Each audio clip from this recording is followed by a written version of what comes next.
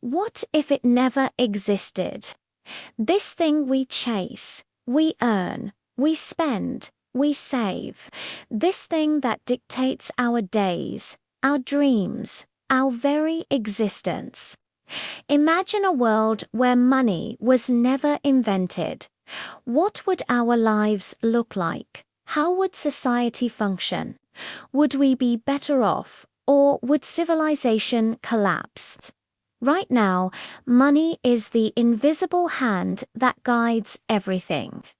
It's in the towering skyscrapers that scrape the sky, the endless river of traffic on our highways, the frantic tap of a credit card, and the silent hum of an ATM in the dead of night. From the moment we wake up, our lives are a series of transactions. We work for it, plan for it, worry about it. It's the engine of our global economy, the lifeblood of our cities, the measure of our success.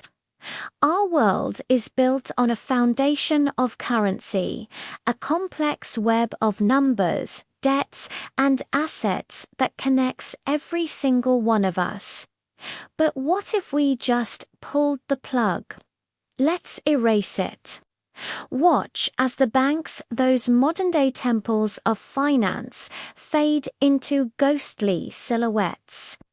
The ATMs flicker and die, their screens going dark. The glowing numbers on our phones, representing our life's savings, simply vanish. Stock market tickers freeze and dissolve into nothing. The entire concept of price tags, salaries, and debt gone. Imagine the silence. The bustling marketplaces are now quiet, filled with people holding goods, but with no way to trade them. Confusion turns to panic. The systems we've relied on for thousands of years have just disappeared. The world as we know it has stopped turning. What happens next? To understand this new reality, we have to go back. Back to a time before coins, before paper, before digital bits, before money. For 90% of human history, we lived without it. Our ancestors thrived in small, tight-knit communities where the economy was based on something far more personal, relationships and reciprocity. Life was a direct exchange. A farmer with a surplus of grain would trade with a fisherman for his catch of the day. A skilled craftsman would barter a sturdy axe for a warm animal hide. This was the barter system, the original human economy. It sounds simple, almost idyllic, and in many ways it was. Your wealth wasn't an abstract number in a bank. It was the food in your storage, the tools in your hand, and the strength of your community. Your reputation was your credit score. If you were known as a hard worker and a fair trader, people would want to exchange with you. Trust was the ultimate currency. In these small societies, needs were met directly. You were hungry, you found someone with food, you needed shelter, you worked with your neighbors to build it. There were no middlemen, no interest rates, no stock market crashes. Life was tangible, immediate. The value of an object was based purely on its usefulness and the labor it took to create. A well-made pot was valuable because it could cook food and store water, not because it had a certain price tag. But the barter system had its limits, big ones. What if the fisherman didn't want the farmer's grain? What if he needed a new pair of shoes, but the shoemaker didn't want any fish? This is called the double coincidence of wants, and it's a huge problem. You have to find someone who not only has what you want, but also wants what you have. It's incredibly inefficient. As communities grew larger, bartering became a logistical nightmare. Imagine trying to build a city by bartering. How do you pay thousands of workers? How do you trade for materials from 100 different suppliers, each wanting something different in return? It's nearly impossible.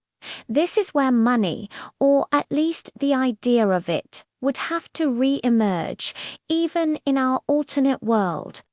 People would naturally look for a medium of exchange, something that everyone agrees has value.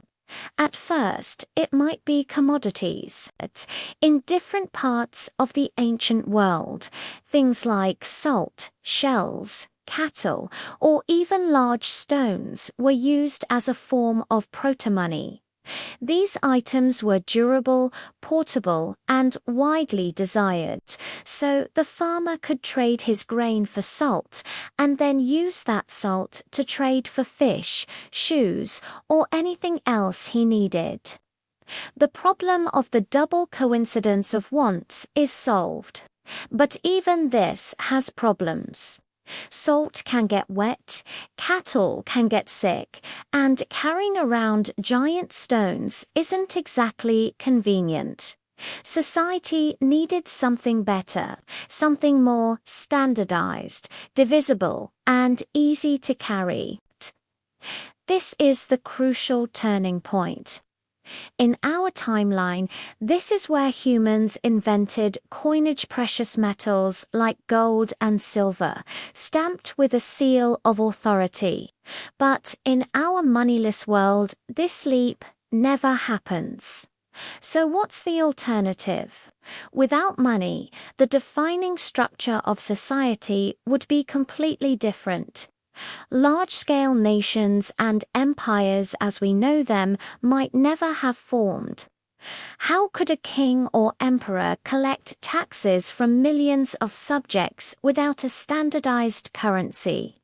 How could they fund massive armies or build colossal monuments? Instead, human society might have remained a patchwork of smaller, self-sufficient communities or tribal confederations.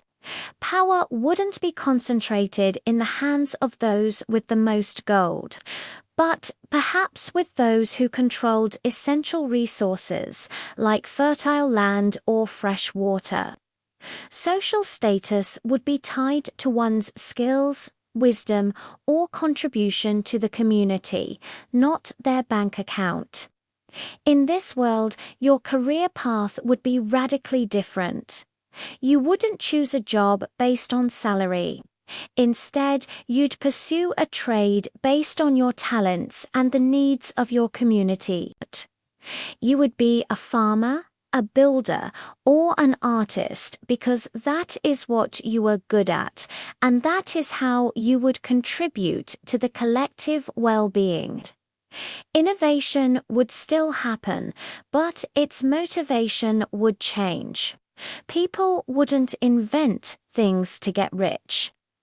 They would invent things to solve real-world problems, to make farming easier, to cure diseases, or to build stronger homes.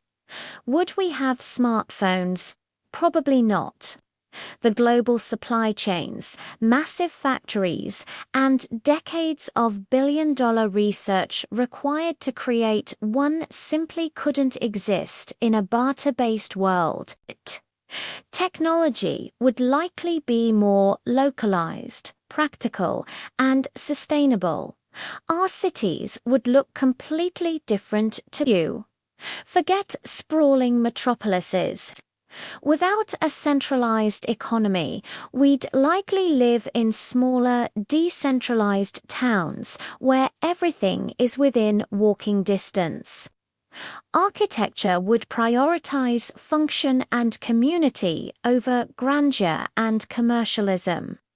There would be no financial districts, no shopping malls, no advertising billboards. The very concept of a job as a 9-to-5 commitment in exchange for a paycheck would be alien. Instead, your work would be a fluid, integrated part of your daily life, directly connected to your survival and the survival of your neighbors. This world might also be more equal.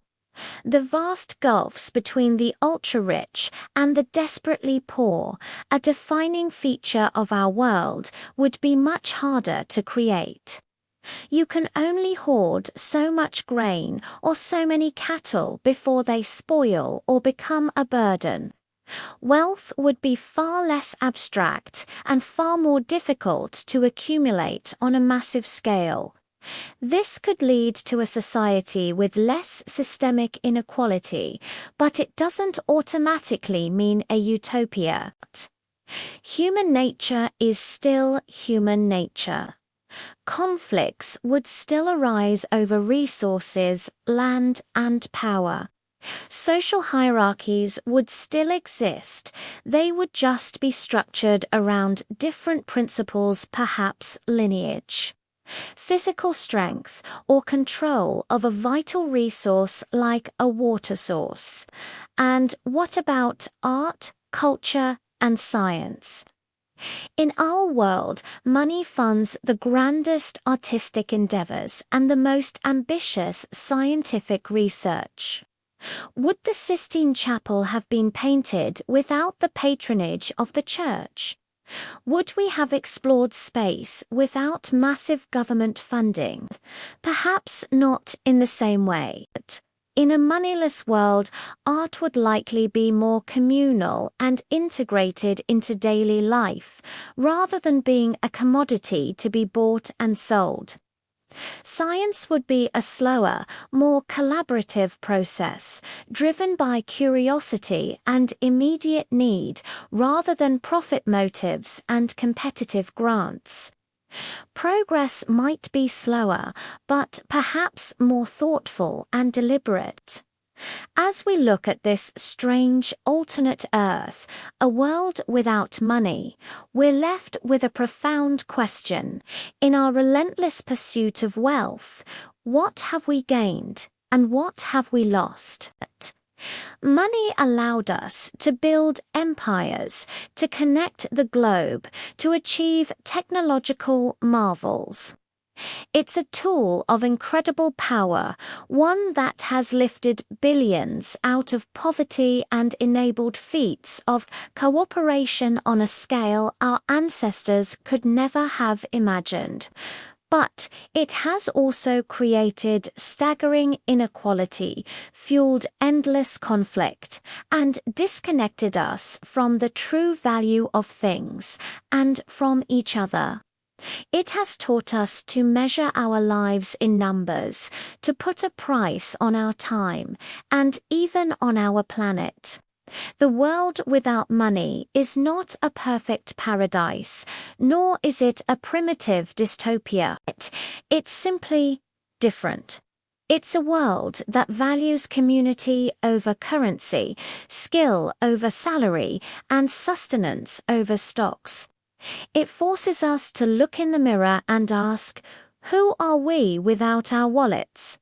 What is our value when it can no longer be counted? The answer lies not in the past or in an alternate reality, but in the choices we make today, in a world where money is very, very real. Thanks for watching.